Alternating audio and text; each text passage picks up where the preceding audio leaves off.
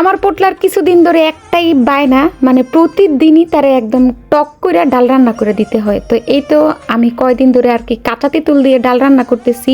আগে আমি কখনোই খাইনি, তো এই কয়দিন ধরে কাঁচা তেঁতুল দিয়ে ডাল রান্না করার পর অভিজ্ঞতা হইতেছে এত মজা লাগে, মানে কি বলবো, গরমের দিনে হয়তো বা আরো বেশি মজা লাগবে। তো আমি সবসময় দেখা যায় কি ডালটা একটু হলুদ আর কি দিয়ে বসাই দিই, তারপর যখন হয়ে যায় তারপর একটু ভালো করে ঘুটা দিয়ে নেই, আর সবার লাস্টে কিন্তু একদম রসুন দিয়া বাগার দিই। অনেকে পেঁয়াজ রসুন দুইটা দিয়েই বাগার দেয়, আমিও মাঝে মধ্যে পেঁয়াজ রসুন দুইটা মিক্স করে বাগার দিই, আবার মাঝে মধ্যে শুধু আর কি রসুন দিয়ে বাগার দিই। টক ডালটা কিন্তু শুধু রসুন দিয়ে বাগার দিলে বেশি মজা হয়। এই তো ডাল রান্না তো আমার হয়েই গেল এই দিক দিয়া। এরকম একটা পাতলা ডাল যদি হয় না, তাহলে কি আর বলবো, এটার সাথে একটু মাছ ভাজা বা বেগুন ভাজা বা আপনার যে কোনো ধরনের হালকা ভাজা হলেই কিন্তু খেতে বেশি ভালো লাগে। তবে মাংস হলেও কিন্তু মন্দ হয় না। এই তো আমার ডাল রান্নাও কিন্তু শেষ, পাশাপাশি আমার ভিডিও কিন্তু শেষ। সবাই অনেক বেশি ভালো থাকবেন। আল্লাহ হাফেজ।